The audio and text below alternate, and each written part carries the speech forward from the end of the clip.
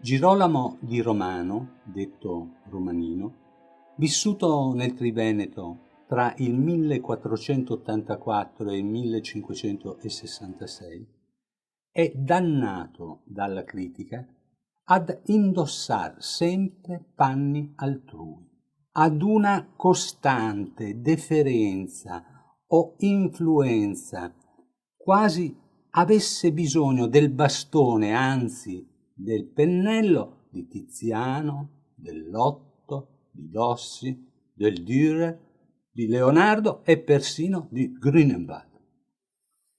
E se lui avesse, come gli altri, seguito un percorso formativo conservando una matrice che la natura gli diede e con il talento maturò?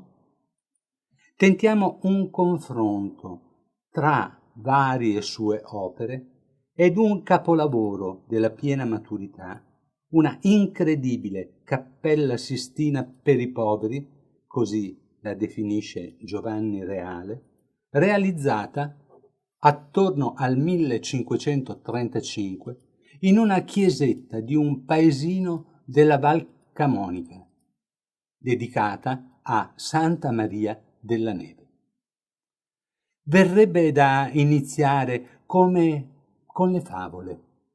C'era una volta, in un villaggio disperso tra valli scintillanti di neve, e con la stessa curiosità di quel tempo bambino entriamo in chiesa ed osserviamo per confrontare con le altre opere di questo gigante buono della pittura. Osserviamo il compianto sul Cristo morto. Dal donatore a destra, ogni figura è espressione di un verismo emotivo che trova apice nel volto di Maria, oggi diremmo abbronzato. Una donna invecchiata precocemente, cotta dal sole della Palestina, vivendo del frutto della terra, ombreggiata da un velo di peli. Maddalena, che le regge il braccio, ha il doppio mento e un'espressione ipertiroidea, più marcata della Maria che le sta alle spalle. Cristo è posato su una panca, sotto cui spunta il geranio, simbolo di sacrificio e rinascita, ed ha il sangue rappreso, non sporca, la tela di lino, il piede forato, ma malamente adagiato. Se osserviamo la lunghezza del braccio di costui in rapporto alla possibile altezza del corpo eretto, supererebbe tutti gli altri personaggi d'un bel po'. È figlio di un dio, dopo tutto. Meticoloso il lavoro sul corpo, anatomicamente ineccepibile, ma ciò che colpisce maggiormente è la luce che emana ed il contrasto tra il volto di Cristo e quello della Madre. Sullo sfondo, sotto un cielo grigio, un solo luogo è illuminato, il Monte Calvario, ove 3 croci troneggiano e uomini di guardia attendono. Uno dei 3 non è ancora morto. Nella crocefissione a Pisonia, Maddalena ha lo stesso volto, stravolta. Lui lassù soffre come un cane, quello ferito, senza ragione, a destra, dove l'agitazione è sovrana.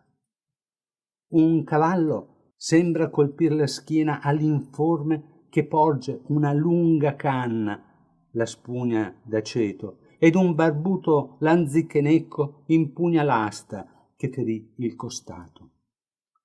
A sinistra si contempla comodamente, seduti in sella a cavalli, i cui musi, una serie mai vista prima, piangono in silenzio con occhi umani. Un altro dettaglio per noi importante.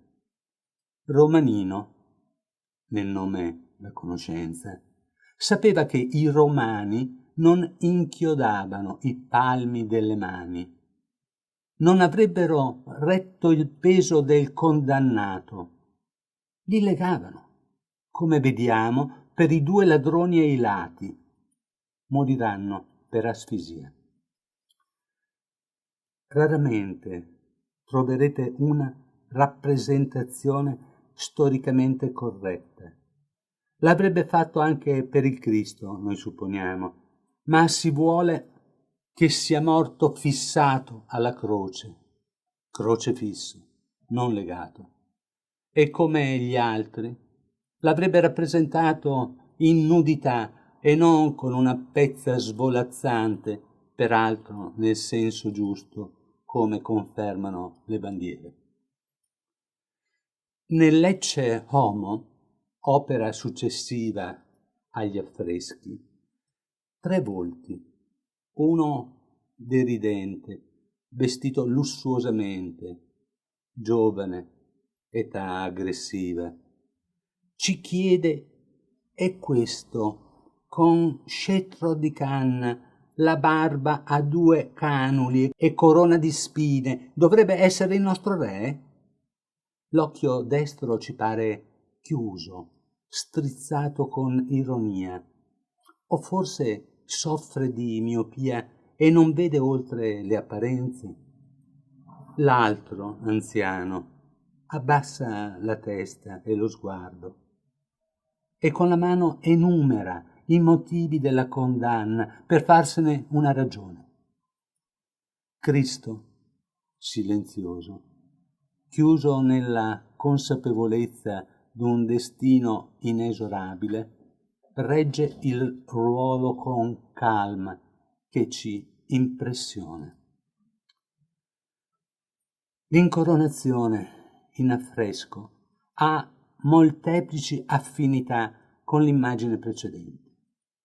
La commozione degli anziani, la derisione boccaccesca dei giovani, la forza turpe di chi ignora la comune sorte, lo sguardo di Gesù nel perdonare chi non sa ciò che fa e la forza con cui sopporta la sofferenza a mani giunte sul grembo, libere da lacci. La flagellazione del Duomo di Ferrara, affresco del 1519, è già iniziata. La schiena lacerata trattiene l'uomo in ginocchio ed il giovane dal proseguire.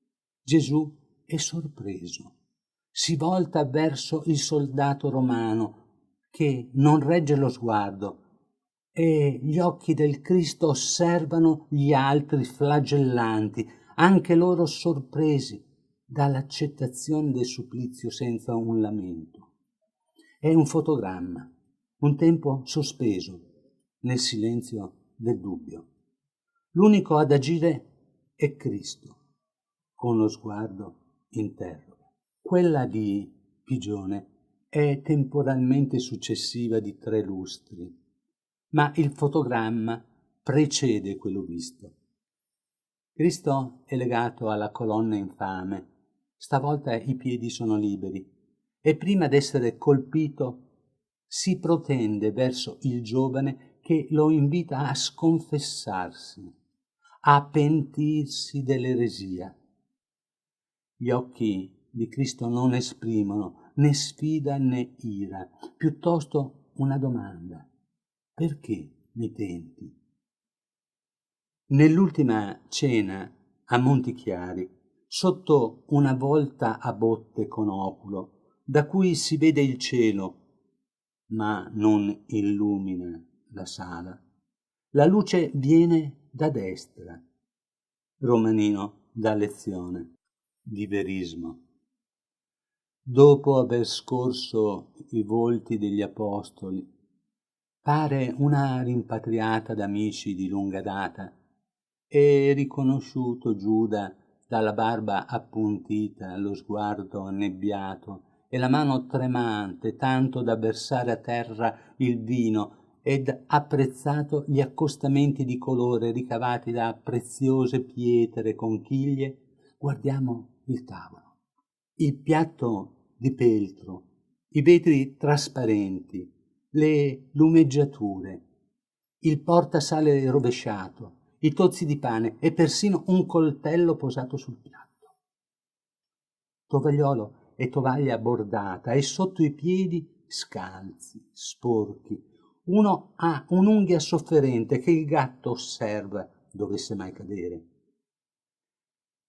La gamba, la mano, Giuda esprime la sua tensione, l'angoscia, è sudato.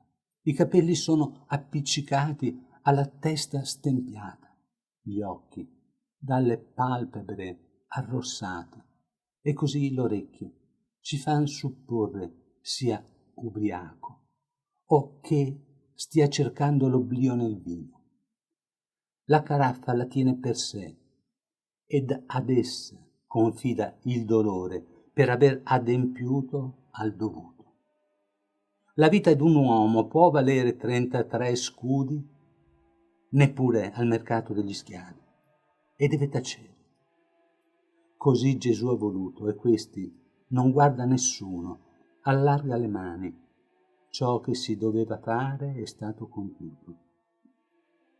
Potendo, cancelleremmo i raggi di santità, superflui fermacapelli.